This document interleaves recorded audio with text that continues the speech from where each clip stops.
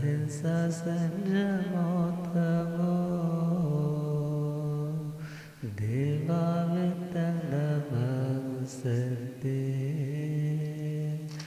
जसदमे स्वयमनो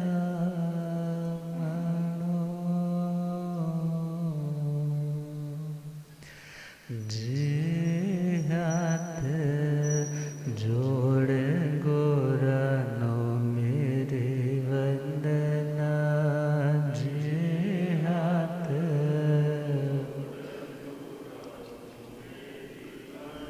एक बार वंदना हजार बार वंदना एक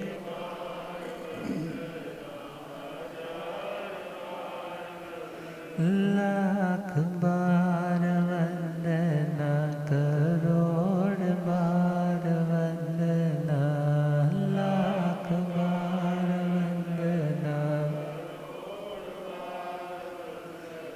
जे हाथ जोड़ गोरानो मेरे वंदना जे हाथ जोड़ डगमग डोले नैया मेरे डगमग डोले मुझको है सतगुरु तेरे मुझको होठ है जे आसा भसागर पार लंघना जे आसा जे हाथ जोड़ गोरानो मेरी वंदना जे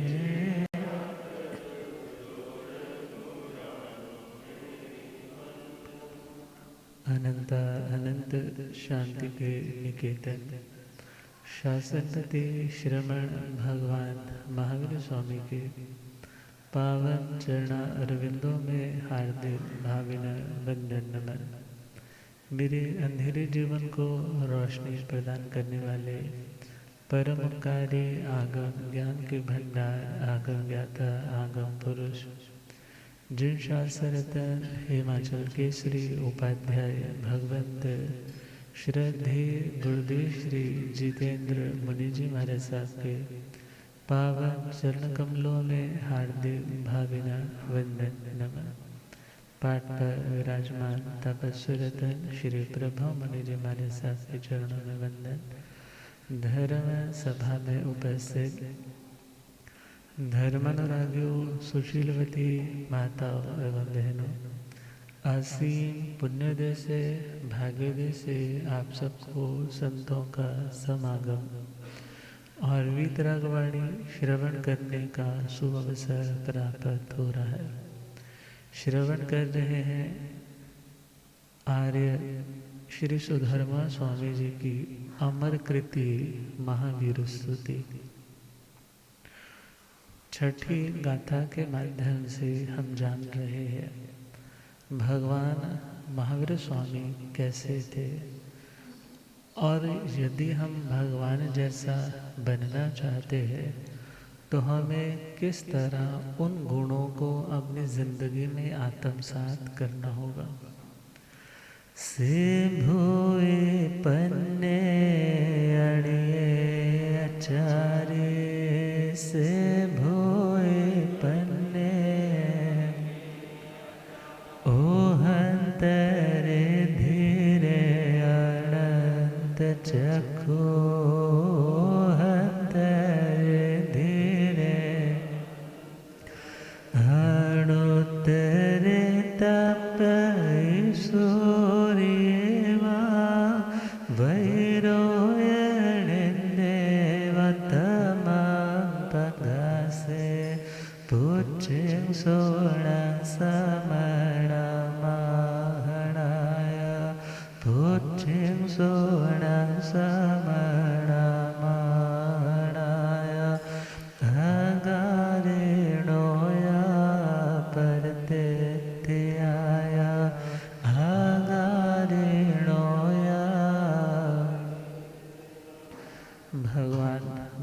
स्वामी भूई पन्ने अर्थात भूति प्रज्ञ थे। भूति का अर्थ उनकी प्रज्ञा, उनकी सोच। प्राणी मात्र की समृद्धि के लिए, प्राणी मात्र की रक्षा के लिए, प्राणी मात्र के विघ्नों का हरण हो, इस बात के लिए ही सोचती थी। अर्थात भगवान कभी भी किसी का अनिष्ट चिंतन नहीं करते थे। सेकंड पॉइंट है अनियेयचारी। भगवान अनिकेतचारी थे। अनिकेत अर्थात किसी भी घर मकान के साथ बंध करके रहने वाले नहीं थे, क्योंकि जहाँ पर आसक्ति होगी फिर वो आत्मा आगे बढ़ नहीं पाएगा। कहते हैं एक बार एक फकीर राजमहलों के बाहर आकर के विश्राम करने लग पड़े। राजा ने उन्हें देखा, उनकी साधना को देखा, कहा कि आप कृपा करके मेरे राजमहल में आ जाइए, हमारा गेस्ट हाउस है उसमें आप रुकिए। तो संतों ने स्वीकार कर लिया। अब उनके खाने के लिए वो भिक्षा का पात्र लेकर के गली मोहल्ले में जाने लगे तो उसने रोक दिया। जब आप मुझ जैसे राजा के घर में रुके हो तो आपको कहीं भी जाने की आवश्यकता नहीं। तो वहीं पर उस फकीर के लिए फ्रूट्स, भोजन, बढ़िया बढ़िया मिष्ठान्न, उत्कृष्ट और बढ़िया भोजन आने लगे। जो राजा खाता है सिमिलर उसी क्वालिटी का भोजन उस महात्मा को प्रोवाइड करवाया जाने लगा। और एक समय आया कि राजा के मन में एक संशय आने लग पड़ा कि इस महात्मा में और मेरे में क्या अंतर है। इस महात्मा में और मेरे में क्या अंतर है। जैसे राजमहल में मैं रहता हूँ वैसे राजमहल में ये रहते हैं। जैसे बढ़िया बढ़िया भोजन मैं करता हूँ वैसे बढ़िया बढ़िया भोजन ये करते। अब उसने वो अपनी जिज्ञासा उनके श्री चरणों में रख दी। जैसे ही सुबह हुई कहने लगे, राजन आज वन भ्रमण करने का, घूमने का बहुत मन कर रहा है, चले आज। कहने लगा जी चलते हैं। अब चल पड़े। चलते चलते वो फकीर तो चलता जा रहा है, चलता जा रहा है। दोपहर हो गई, शाम होने को आ रही है। अब राजा देख रहा है कि यहाँ पर तो मेरे इस देश की क्या आ रही है, लिमिट, सीमा आ रही है। वो तो शत्रु राजा का एरिया है, मैं उससे आगे नहीं जा सकता। उसने महात्मा जी को जोर से आवाज दी कि आप बहुत आगे चले गए, 1 मिनट रुकिए, मैं इससे आगे ज़्यादा नहीं जा सकता। संत कहने लगे, तुम पूछ रहे थे ना कि संत में और राजा में अंतर क्या है। तो देखो हम दोनों बढ़िया बढ़िया खा रहे थे, अच्छी अच्छी जगह पे रह रहे थे, मगर मेरे को कोई प्रॉब्लम नहीं है। यदि मैं तुम्हारे राज्य में रहूं तो भी कोई प्रॉब्लम नहीं, और तुम्हारे शत्रु के राज्य में चला जाऊं तो भी प्रॉब्लम। तुम्हें अपने घर महलों की याद आ सकती है, मगर मुझे अपने मकान की, अपने घर की या उन भोगे हुए सुखों की कोई याद नहीं आती। तो भगवान ऐसे अनिकेतचारी थे। एक बार घर छोड़ दिया तो फिर उस घर के प्रति कोई मोह नहीं, घर में क्या हो रहा है उन बातों की कोई चिंता, कोई तनाव नहीं। अक्सर एक लाइन आती ना, हाँ हम तो फकीर लोग हैं, झोली उठाएंगे और चल देंगे। मगर भगवान के पास तो वो झोली भी नहीं थी। भगवान को तो सिर्फ चलना ही चलना था। जहाँ संयम की अनुकूलता, कर्मों की विशेष निर्जरा हो, भगवान ऐसे स्थान पर रुक जाते थे। तो अनिकेतचारी का एक मीनिंग, जिन्होंने घर को छोड़ दिया। सेकंड मीनिंग है अनियतचारी। अनियचारी है ना वर्ड जो हमारा प्राकृत में है, तो संस्कृत में इसकी एक छाया बनेगी अनियतचारी। अनियत का मतलब कुछ भी नियत रख करके, कुछ भी पक्का करके, डेफिनेट करके कि ऐसा ही करना है, ऐसा है। भगवान लकीर के फकीर नहीं थे, भगवान लकीर के फकीर नहीं थे। भगवान जैसा उन्हें लगता है इसमें लाभ अधिक है तो वो अपने ही पुराने रूल्स को छोड़ करके आगे बढ़ सकते थे। अब विचार करना है साधु के लिए है कि यदि सूर्यास्त हो जाए, सूर्यास्त के बाद अपने उपाश्रय स्थानक से बाहर नहीं जाए, विहार नहीं करे, और जैसे ही सनराइज होता है उसके बाद चले, पहले नहीं चले। मगर भगवान महावीर स्वामी जब उन्हें जृंबिका नगरी ऋजु बालिका उस नदी के तट पे श्यामाक गाथापति है, उसके उस खाली पड़े खेत में जहाँ एक व्यंतर का एक पुराना खंडहर सा मंदिर भी बना है, भगवान वहाँ पर गोदूह आसन में बैठे थे। जैसे गाय को धोते टाइम उसके स्तनों से दूध निकालते टाइम जो बैठने का पोस्चर होता है, भगवान उस पोस्चर में बैठे थे। ये ब्रह्मचर्य को बहुत उत्कृष्ट बनाता है। और उस पोस्चर में प्रभु बैठे थे और ध्यानांतर का जैसे ही आई और प्रभु के अध्यवसाय विचार परिणाम भाव बहुत निर्मल, बहुत उत्कृष्ट निर्मल, और प्रभु को शुक्ल ध्यान की श्रेणियों से ऊपर उठते उठते भगवान केवल ज्ञानी और केवल दर्शी बन गए। अब जैसे केवल ज्ञान केवल दर्शन हुआ तो देवी देवता भगवान का केवल ज्ञान का महोत्सव मनाने के लिए पहुंच गए, और इवन उस नगरी के लोग भी वहां पर पहुंचे। भगवान ने देखा कि मुझे अब केवल ज्ञान हुआ है तो मेरा कर्तव्य मतलब इस तीर्थंकर नामकरण को भोगने के लिए मुझे लोगों को संदेश देना होगा आत्मा के कल्याण के लिए।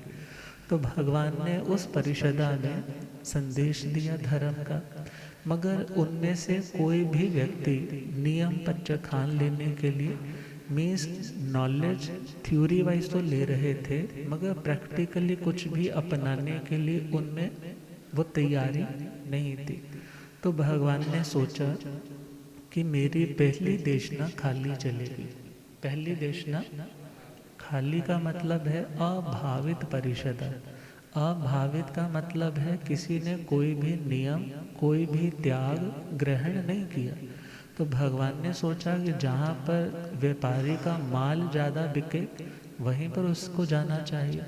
तो संध्या के टाइम तो भगवान को चौथे पहर में तो दिन के क्या हुआ था, केवल ज्ञान।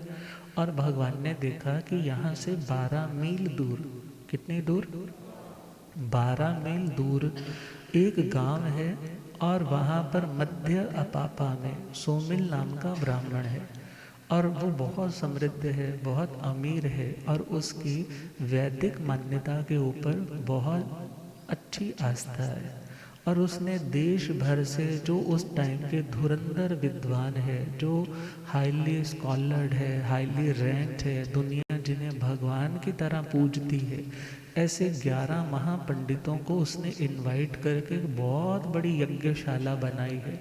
और उस नगरी के हजारों लाखों लोग बाहर की नगरियों से आकर के उन यज्ञों में आहुतियां डाल रहे। भगवान ने देखा कि जो इंद्रभूति आदि 11 है, उनके आगे शिष्य टोटल 4400 है, वो सब तरणहार है। कैसे है? तरणहार है। उन्हें संदेश देना चाहिए, उपदेश देना चाहिए।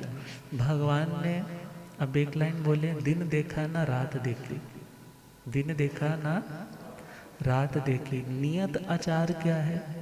नियत आचार तो यही है कि आफ्टर सनसेट विहार नहीं करे। मगर इस टाइम भगवान के साथ कोई भी दीक्षित प्रव्रजित संत या साध्वी जी पीछे चलने वाले नहीं। अब भगवान ने वहाँ से संध्या के टाइम ही, सूर्यास्त के टाइम ही विहार कर दिया। 12 मील रात को पहुँचे होंगे। मगर विचार करना है, भगवान केवल ज्ञानी थे। भगवान के लिए दिन और रात का कोई अंतर, उनके लिए तो हर पदार्थ अंधेरे में चमकने वाला, वो हर पदार्थ को देखने और जानने वाले थे। मगर हाँ, दुनिया के लिहाजे से देखे, एक नियत नियम है कि रात को विहार नहीं करे, मगर तीर्थंकर तो कल्पातीत होते। कैसे होते हैं? कल्प का मतलब है मर्यादा। जैसे बोलते हैं ना कि महाराज जी ये चीज़ कल्पती है। कल्पती है मतलब आपकी मर्यादा के अनुकूल है, और जो नहीं कल्पती उसको क्या बोल देते हैं? अकल्प। तो भगवान की दृष्टि से देखें तो तीर्थंकरों के लिए ये दुनिया के लोक लिहाज के कल्प मान्य नहीं होते, वो तो कल्पातीत है। उनके ऊपर ये दुनिया वाले जो साधु, सामान्य साधु सती के लिए नियम लागू किए जाते हैं, वो भगवान पर लागू। वो तो खुद जानते हैं कि किसमें मुझ आत्मा को ज़्यादा लाभ है, किसमें लाभ कम है, कहाँ पर मेरी आत्मा का, दूसरी आत्मा का उद्धार हो सकता है। वो उस पाथ पे, उस रास्ते पे कदम रख देते। तो भगवान अनियतचारी थे। कैसे थे? अनियतचारी अर्थात भगवान किसी के बनाए हुए नियत आचार को, रूल्स एंड रेगुलेशंस को फॉलो करने वाले नहीं थे, और जिसमें संयम की वृद्धि विशेष हो सके उस रास्ते को वो सिलेक्ट करते थे और उस पे चलते थे। अगला पॉइंट है ओहं तरे। कौन सा? ओहं तरे। ओह शब्द जो है वो प्राकृत में है, और संस्कृत हिंदी में चले तो ओघ शब्द बनता है। घ ओघ, ओघं तरे। ओघ शब्द आता है प्रवाह के लिए। किसके लिए? अभी जहाँ पे पानी बहुत आया है तो वहाँ पर बाढ़ जैसी सिचुएशन है। कभी पहाड़ों पर जब पानी बहुत आता है तो जब पानी उफान पर होता है तो रास्ते में जिन लोगों ने उन खाली खड्ड बोलते हैं ना, हिमाचल में चले जाओ तो चो भी बोलते हैं, खड्ड भी बोलते हैं, खाली नाला भी बोलते हैं। अब जब उसमें पानी आता है, बड़ी तेज़ी से आता है, तो किनारे पर जिन्होंने अपने छोटे छोटे मकान बनाए होते हैं तो वो सारे के सारे उस प्रवाह के साथ क्या आ जाते हैं? उखड़ उखड़ करके आगे आने लग जाए। ऐसी सिचुएशन में जब पानी बहुत चढ़ा हुआ हो, पानी बहुत बड़ा हुआ हो, उसका पानी का फ्लो बहुत तेज़ हो, उस फ्लोइंग वाटर का, उस टर्मोइल वाले जो बड़ा ही आउटरेजियस है, बहुत ही डेंजरस पानी का फ्लो है, उसका नाम होता है ओघ। क्या नाम होता है? ओघ। और शास्त्र की परिभाषाओं में चले तो ओघ शब्द आता है समुद्र के लिए। किसके लिए? द्रव्य ओघ और भाव ओघ। पहला द्रव्य ओघ और दूसरा भाव ओघ। द्रव्य ओघ का मतलब है समुद्र, और भाव ओघ का मतलब है संसार समुद्र। भाव ओघ का मतलब संसार समुद्र, क्योंकि समुद्र में भी लहरें बहुत तेज है। उन लहरों को पार करते हुए इस किनारे से दूसरे किनारे तक जाना, किनारा ही नहीं दिखता, तो दूसरे किनारे तक बुझाओं के बल से जाना जैसे कितना मुश्किल है। इसी प्रकार इस दुनिया के, संसार के सागर को, प्रवाह को चीर करके, पार करके उस मोक्ष के किनारे तक पहुंचना भी इजी नहीं। मगर जिन्होंने इस दुनिया के वासनाओं के, कषायों के प्रवाह को पार कर लिया, उन्हें क्या बोला? ओघं तरे। क्या बोला? ओहं तरे। अब जब पानी का बहाव बहुत तेज है तो व्यक्ति उस पानी के साथ बह जाता है।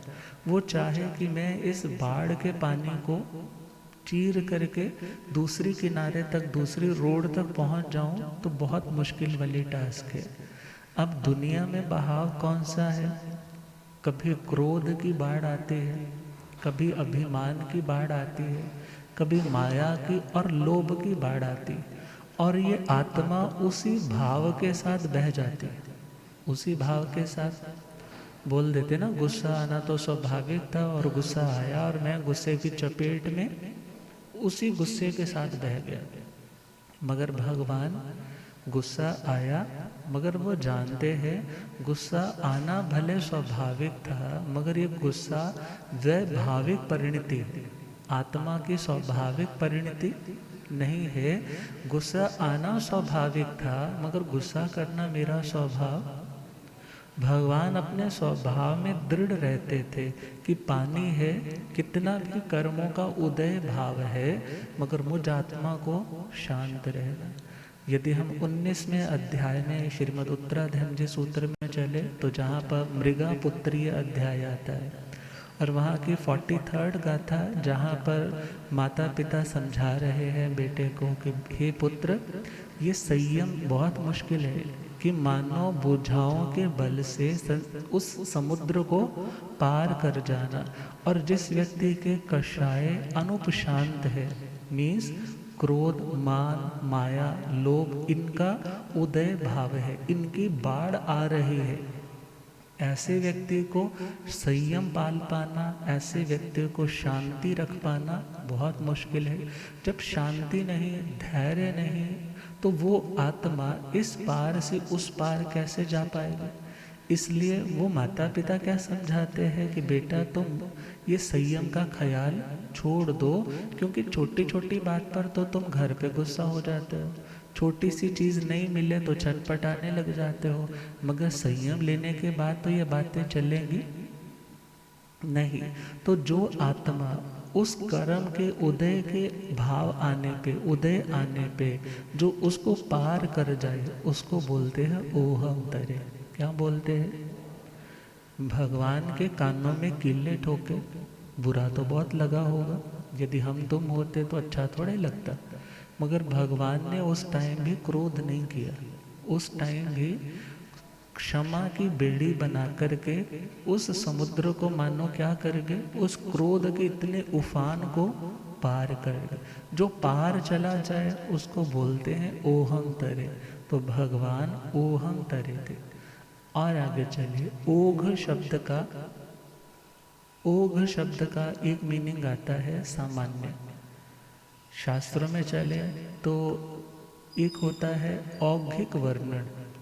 औघिक का मतलब है सामान्य सा वर्णन। अब सामान्य रूप से दुनिया का प्रवाह किस ओर है? दुनिया का प्रवाह 18 पापों की ओर है, हिंसा की ओर है, झूठ की ओर है, चोरी की ओर है, कुशील की ओर है, और ज़्यादा चीज़ें मैं इकट्ठी कर पाऊँ उस परिग्रह वृत्ति की ओर है, गुस्से की ओर है, अभिमान की ओर है, छल कपट के भावों की ओर है। लोग कितनी जल्दी आ जाता है, दूसरे का कुछ भी प्रॉस्परस पॉइंट देखते हैं तो होता है ये मेरे पास होना चाहिए। अर्थात जो इन 18 पापों की और जो बढ़ रही दुनिया है, दुनिया का में सामान्य लोगों का फ्लो इन पापों की ओर है, मगर जो दुनिया के इस बहाव को क्या करते हैं, पार कर जाते हैं, गुस्से में नहीं आते, अहिंसा की ओर बढ़ते हैं, सत्य की ओर, अस्तेय की ओर, ब्रह्मचर्य की ओर, अपरिग्रह के भावों की ओर जो बढ़ते हैं, उन्हें बोलते हैं ओहम तरे। क्या बोलते हैं? ओहम तरे। और आगे चले, ओहम तरे साधु प्रतिक्रमण में आता है असंजमम परिणामे संजमम उपसंपज्जावे। अर्थात असंयम को मैं त्यागता हूँ, संयम को मैं ग्रहण करता हूँ। ऐसे कुछ पॉइंट्स आते हैं, तो जो पॉइंट्स आत्मा को बहा ले जाएं, हाँ, उसके संयम को बहा कर के ले जाएं, तो वो तो क्या हुए, आत्मा को रोकने वाले ओघ के समान, समुद्र के समान। मगर जो उन पॉइंट्स को असंयम इत्यादि दुष्प्रवृत्तियों को लांघ करके संयम की ओर बढ़ जाए, उसे बोलते हैं ओहम तरे। क्या बोलते हैं? और आगे चले, अब 10 प्रकार की ठाणंग सूत्र में संज्ञाएं आती है। कितने तरह की? 10 प्रकार की संज्ञाएं। अब किसी को आहार की संज्ञा है, खाने की इच्छा है, आहार संज्ञा, भय संज्ञा, मैथुन संज्ञा, परिग्रह संज्ञा, क्रोध संज्ञा, मान संज्ञा, माया संज्ञा, लोभ संज्ञा, नौमी आती है ओघ संज्ञा, और फिर उसके बाद आते हैं लोक संज्ञा। तो संज्ञा का मतलब हुआ एक चाह, एक चाहना, उसका नाम क्या है? संज्ञा। मगर इस संज्ञा के साथ और देखिए कि ज्ञानावरणीय कर्म का, दर्शनावरणीय कर्म का इसमें क्षोभम होगा, और उसके साथ साथ उस आत्मा का वेदनीय कर्म और मोहनीय कर्म का उदय भाव होगा। वेदनीय कर्म का, भूख लगी तो वेदना हुई ना कुछ खाने की, तो वेदना हुई, भय लगा तो भी डर लगा, कुछ अनुभूति हुई, भले वो मोहनीय कर्म की प्रकृति आ गई। अर्थात ऐसा कुछ भी जिंदगी में होता है उसका नाम होता है संज्ञा, उसका नाम संज्ञा। मगर भगवान इन समस्त संज्ञाओं से ऊपर उठ गए थे। अब भले वहाँ शब्द तो है ओघ संज्ञा, ओघ संज्ञा बोलते हैं एक सामान्य, सामान्य यदि हम शास्त्रीय परिप्रेक्ष्य में मतलब शास्त्र को उठाएं तो वहाँ पर व्याख्या क्या दी जाती है? ओघ संज्ञा मतलब किसी वस्तु के सामान्य स्वरूप को जानना, किसी वस्तु के और विशेष स्वरूप को जानना, वो है लोक संज्ञा। और ओघ संज्ञा का सामान्य सा हम देखें ना, चींटियाँ चलती हैं, अभी बारिश आने वाली होगी ना तो चींटियाँ आपने देखा होगा अपने मुंह में कुछ ना कुछ उठा करके वो अंडे इत्यादि उठा के दूसरी जगह ट्रैवल करती। अब वो चींटियाँ हैं, चीनी कहाँ पर पड़ी है वहाँ पर पहुँच जाती, लाइन बना करके चल रही है। कैसे चल रही है दिखाई नहीं देता, मगर फिर भी चल रही हैं। तो किसकी बदौलत? वो होती है ओघ संज्ञा। मोबाइल्स किनके बज रहे हैं? कोशिश करें जिनके मोबाइल्स पास होते हैं पहले तो कोशिश करें मोबाइल अवॉइड करें, और यदि मोबाइल लाना भी है तो उसको सीढ़ी चढ़ने से पहले चेक किया करें कि मेरा मोबाइल ऑन तो नहीं है, तो उसको वाइब्रेशन मोड पे, साइलेंट मोड पे रख ले, किसी को भी डिस्ट्रैक्शन ना हो। समझदारी है ना, सब पढ़े लिखे लोग हैं, कोई भी ऐसा नहीं है जो अनएजुकेटेड हो, तो सब इन बातों का ध्यान रखें नेक्स्ट टाइम। तो हम बात कर रहे हैं ओघ संज्ञा। ओघ संज्ञा मतलब जब चींटी चल रही है तो उसको किसी ने सिखाया नहीं है, मगर अंदर से ही क्या है, एक इंट्यूशन है। मगर भगवान इन छोटी छोटी इंट्यूशन से भी ऊपर उठ गए हैं, ओघम तरे, क्योंकि उनको तो डायरेक्ट क्या ज्ञान हुआ है, केवल ज्ञान। उनको इन छोटी छोटी इंट्यूशंस को यूज करने की आवश्यकता, वो तो हर व्यक्ति की, हर प्राणी की, हर स्टेट ऑफ माइंड को बिल्कुल एग्जैक्टली जानते हैं। जैसे कोई व्यक्ति शीशे के आर पार देख सकता है, ऐसे भगवान हर व्यक्ति के हृदय को आर पार देखने में समर्थ है। तो उन्हें भी बोलते हैं ओघम तरे। और आगे चले, ओघ का मतलब होता है परंपरा। ओघ का मतलब परंपरा, और तरे का मतलब परंपराओं को लांघ जाना। दुनिया में तो उस टाइम बहुत तरह की परंपराएं थी, 5 तरह की तो मुख्य थी ना, जिसमें विनयवादी, अज्ञानवादी इत्यादि वो बातें आती हैं। 363 मत उस टाइम प्रचलित थे। कोई बोलता था नदी में स्नान कर लोगे तो तुम्हारे पाप धुल जाएंगे। हाँ, इस पशु को यज्ञ में तुम यदि बलि रूप चढ़ाओगे तो देवता प्रसन्न हो जाएगा। अब कितनी सारी परंपराएं उस टाइम चल रही थी, मगर भगवान ने उन समस्त परंपराओं के प्रवाह को भी क्या कर लिया, पार कर लिया। किसी परंपरा के जाल में उलझे, और इवन भगवान पार्श्वनाथ की परंपरा चल रही थी, भगवान पार्श्वनाथ की परंपरा चल रही थी, मगर उस परंपरा में भी वो दीक्षित, वो तो स्वतः दीक्षित हुए। नमो सिद्धाणं, सिद्ध भगवंतों को दीक्षा के टाइम, कोई भी जब तीर्थंकर होते हैं दीक्षा के टाइम सिद्धों को नमस्कार करते, और क्या प्रतिज्ञा करते हैं, सब्बं पावकम्म आकर्णिज्यं, में सभी पाप कर मेरे लिए अकरणीय है। तो भगवान ओघं तरे, अर्थात किसी परंपरा को फॉलो करने वाले नहीं, अपनी खुद नई एस्टेब्लिशमेंट करने वाले, अपने धर्म के प्रवर्तक कहलाते हैं। तो उसे भी क्या बोलते हैं, ओघम तरे। तो दुनिया में बड़ी तरह की मान्यताएं चलती है, मगर भगवान मान्यताओं के फ्लो में बहने वाले नहीं। आज की लैंग्वेज में बोले तो जिसको बोलते हैं ना ट्रेंड, ट्रेंड बोलते हैं ना, लहर बोलते हैं, किसी चीज़ की लहर चलते है तो सब लोग उसी और हो जाते। थोड़ा सा स्लैंग लैंग्वेज में बोले तो उसे बोलते हैं भेड़ चाल। क्या बोलते हैं? एक टीचर ने पूछा स्टूडेंट से कि यदि एक बाड़े में 40 भेड़ें बंद है, यदि उनमें से एक भेड़ उस बाड़े से कूद करके बाहर आ जाए, बोलो अब बाड़े में कितनी भेड़ बाकी रही? बोलो। तो एक उठा, वो कहने लगा मैं बताता हूँ। उसने कभी आंसर नहीं किया था कभी क्वेश्चन। बोले कितनी रहेंगी? बोले जी एक भी नहीं रहेगी। क्यों? क्योंकि जब एक भेड़ चलती है तो पता कुछ नहीं है, सारी भेड़ें फिर दुनिया में बस एक ट्रेंड आने की ज़रूरत है। धर्म से विमुख होने के लिए व्यक्ति देर नहीं लगाते, मगर भगवान खुद कैसे थे? ओघम तरे, परंपराएं, ट्रेंड उस टाइम बहुत सारे थे। उस टाइम भी कईयों की लहर थी, मगर भगवान जानते थे ये आत्मा का धर्म नहीं, इससे मेरी आत्मा का कल्याण नहीं होगा, इससे मेरे कर्म कटने वाले नहीं है। उस लहर के साथ बह जाएंगे, पता नहीं फिर किस किनारे पर जाकर के अटकेंगे, मगर उद्धार तो आत्मा का नहीं हो पाएगा। तो भगवान ओहम तैरे थे, जो जन्म और मरण के सागर को पार कर गए थे, उसे क्या बोलते हैं? ओघम तैरे। जिनको 4 जाति में, जिनको 4 गति में, 5 जाति में, 6 काया में अब आने की ज़रूरत नहीं थी।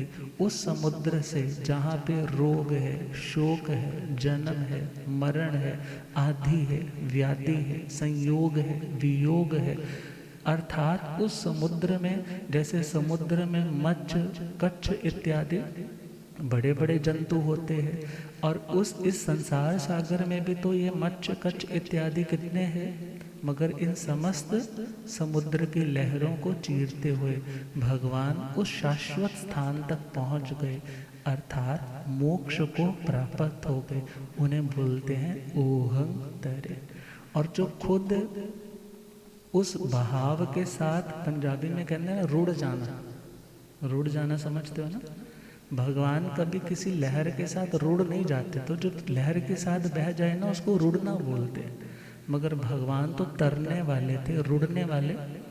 तभी तो क्या लिखा है, सतगुरु पापियानो तारने आए ने, सतगुरु तारने आए ने, लखा है रुड़दे पार लंघाए ने, लखा है रुड़दे पार बन के आए ने, मल्ला बंदे मल्ला बंदे बीत जाए जिंदगानी हो, गुरु चरणी चितला बंदे चितला बीत जाए जिंदगानी हो। तो भगवान तो खुद तरने वाले थे, तभी तो क्या बोला, तिन्नाण और तार्याण। भगवान खुद इस संसार के प्रवाह को तरने वाले थे और दुनिया के लोगों को तारने वाले थे, उनको धर्म की नौका देने वाले थे। तुम इसमें आओगे, अपने पुरुषार्थ से आगे बढ़ोगे, तो तुम भी मेरी तरह उस दहलीज तक, उस मुकाम तक, उस स्थान तक, डेस्टिनेशन तक पहुंचोगे कि जहां पर इन जन्म मरण की लहरों का कोई प्रभाव नहीं। तो उन्हें बोला जाता है ओहम तरे। अगला पॉइंट है धीरे। अगला पॉइंट कौन सा? धीर किसको बोलते? जो व्यक्ति कभी आपे से बाहर नहीं होता। किससे बाहर नहीं होता? अब आपे से बाहर होना तो कभी किसी को क्रोध आता है, प्रतिकूलता आती है, तो वो आपे से आउट ऑफ कंट्रोल हो जाता है। कभी वासना अंदर भड़कती है, पूर्व का वेद मोहनीय कर्म जागृत होता है, तब भी व्यक्ति अपने आपे से अपनी लिमिट को क्रॉस कर बैठता है। उसको ये भूल जाता है कि मैं किस बंधन में बंधा हूँ, मगर आपे से बाहर हो जाता है। और कभी कभी लोभ आता है तो भी अपने आपे से, ईर्ष्या आती है तो आपे से बाहर हो जाता है। मीन्स आपे से बाहर हो जाना, उसका नाम है अधैर्य, अधीर, इम्पेशेंट होना। मगर भगवान कभी आपे से बाहर, जो आपे से बाहर नहीं हो, जो अपने आप में रहे, उसे क्या बोलते हैं? धीर। उसे क्या बोलते हैं? धैर्य। अब मौन रखना कोई आसान काम थोड़ा ही है। आज सपोज तुमने सुना कि मौन की बड़ी महिमा है, इससे वचन सिद्धि हो जाती है, तो तुमने मौन रहने का अभ्यास बनाया। चलो मैं शुक्रवार का, मंडे का कोई दिन सिलेक्ट कर लिया, मौन रखूँगा। अब सामने वाला बात कर रहा है, चर्चा कर रहा है, और जो सामने वाला आपके घर का मेंबर जो आंसर दे रहा है, तो आपको बात का पूरा पता है, उसको बात का पूरा नहीं पता, वो बात का कुछ बोल रहा है, तो उस टाइम आपकी हालत क्या होती? ओ हाँ। अब कई तो ऐसे महाशय हैं, बोलते हैं महाराज जी मेरा ना ये वाला मौन है, मगर हम चैटिंग करके बात कर लेते। अभी मन तो नहीं ना रुका। मौन का मतलब क्या? वाणी को तो रोकना ही रोकना, अपने मन की चंचलता को भी विश्राम देना, उसको भी रोकना। अब नहीं रोक पाना मतलब अधीर है, रोक पाना मतलब धैर्य बहुत है। तो भगवान तो व्यर्थ का बोलते ही नहीं थे, कितना धैर्य होगा इतना लंबे टाइम तक मौन रखना, कोई सामान्य घटना? कौन हो? मैं भिक्षु हूँ। कहाँ से आए हो? उस नगरी से आया हूँ। कहाँ जाना है? उस नगरी तक जाना है। आज्ञा लेनी है तो बात करते थे, और जब जाना है तो उस चीज़ को संभाल करके फिर आगे बढ़ते। मगर व्यर्थ की वार्तालाप, थोड़ी बहुत वार्तालाप का वर्णन भगवती जी सूत्र के प्रूफ्स मिल रहे हैं कि गौशाले ने जब भगवान से वो चर्चा हुई थी, वो तिल का पौधा देखा था, तो भगवान ने बात की थी। मीन्स भगवान बहुत कम बोलने वाले, व्यर्थ का नहीं बोलने वाले, मौन में रहने वाले। मौन रखने वाले व्यक्ति का भी धैर्य बढ़ता है। मौन रखने वाले व्यक्ति का भी क्या बढ़ता है? अब तुम्हें पता है, मगर तुमने खुद को रोका, जोर तो बड़ा लगेगा। सामने वाला बुला रहा है, वो बोलता है मैं तो तेरे करके आया हूँ, मेरे तो थोड़ी देर तो बात कर ले, मगर तुमने खुद को क्या सोचा कि आज मौन रखना।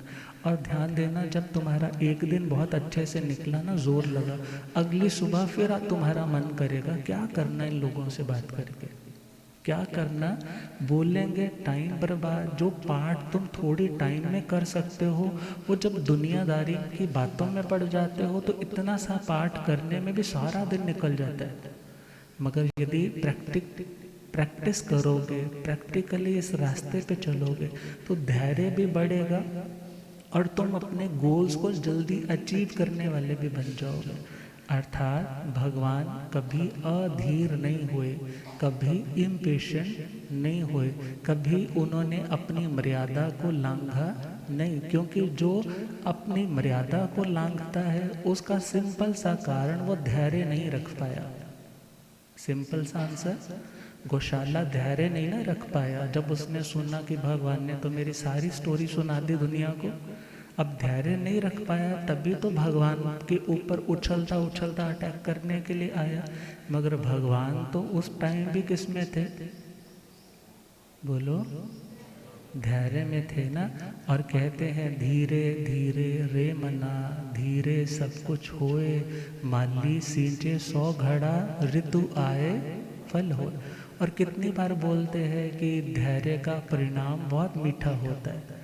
मगर धैर्य का मतलब ये नहीं है कि हम कर्म करना छोड़ दे, हम निष्क्रमण्य होकर के हाथ पर हाथ रख करके बैठ जाएं और अपने आप जो होना है सो हो जाए। भगवान ने ऐसे धीरज का संदेश नहीं दिया। बल्कि आत्मा को ऊपर उठाने के लिए पुरुषार्थ करना होगा। बुराइयों की दलदल से उभारने के लिए मेहनत करनी होगी। और उस मेहनत के साथ साथ यदि टिल हमें अपना लक्ष्य नहीं मिल रहा तो हमें धीरज रखनी होगी, धैर्य रखना होगा। तो भगवान धैर्य के गुण से युक्त थे। अगला पॉइंट है अनंत चक्षु। भगवान कैसे थे? अनंत चक्षु। चक्षु बोलते हैं आंखों को, एक आंख वाला, दो आंख वाला, तीन आंख वाला। ये तो दुनिया में दिख जाते हैं ना, किसी को एक आंख से दिखता है, किसी को दो आंखों से दिखता है, किसी को अंदर की लाइट है तो उसको तीन आंखों से दिखता है। मगर भगवान को कितनी आंखों वाला बोला? अनंत चक्षु। गुरुदेव पधारे। हो रब मेरा सतगुरु बन के आया,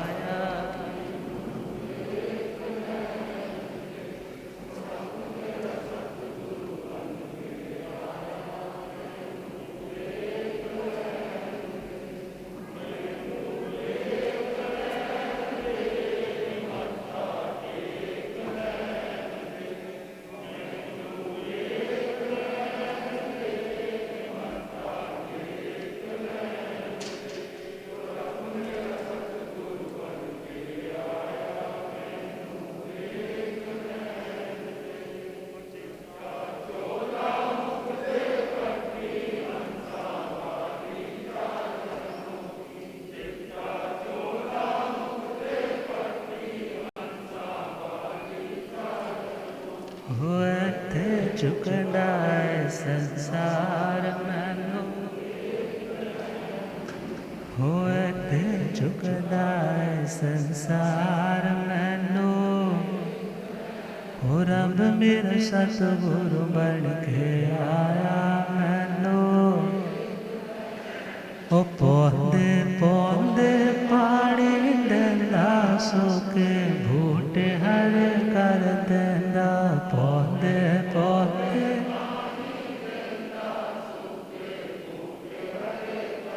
वो केड़ा माले बन के आया मैनू देख लैण दे। वो केड़ा माले बन के आया मैनू। हो रब मेरा सतगुरु बन के आया मैनू। बोलिए आगम ज्ञाता आगम पुरज शास्त्र तंत्र हिमाचल केसरी उपाध्याय भगवंत श्रद्धे गुरुदेव श्री जितेंद्र मुनि जी। तो ठाणक जी सूत्र के अकॉर्डिंगली अनंत चक्षु को कैसे समझेंगे? एक चक्षु, द्विचक्षु, त्रिचक्षु। ठाणक जी सूत्र के तीसरे ठाणे में इसका वर्णन है, तो इसके बारे में कल चर्चा करेंगे। आप प्रेम से गुनगुनाएंगे। वीर प्रभु भगवान को कैसे जाने, वीर प्रभु भगवान को कैसे, उन जैसा बनने के मन में बिठाने हो। वीर प्रभु भगवान को कैसे, उन जैसा बनने के। आर्य सुधर मांझी से पूछे श्री जम्बू, आर्य सुधर मांझी से पूछे, कृपा करो स्वरूप प्रभु का हम जाने। वीर प्रभु भगवान को कैसे जान, उन जैसा बनने। जन्म मरण के सागर को जिसने है पार किया, धीरता गंभीरता निज का उद्धार किया। जन्म मरण के सागर को जिसने है पार किया, धीरता गंभीरता निज का उद्धार। ऐसे वीर प्रभु की महिमा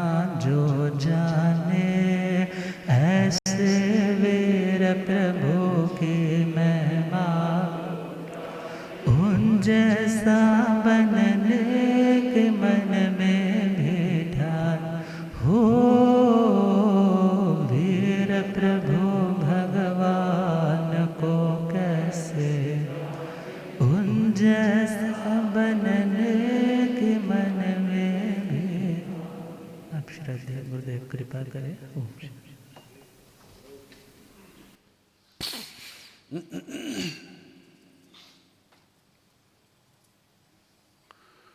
जीर्ण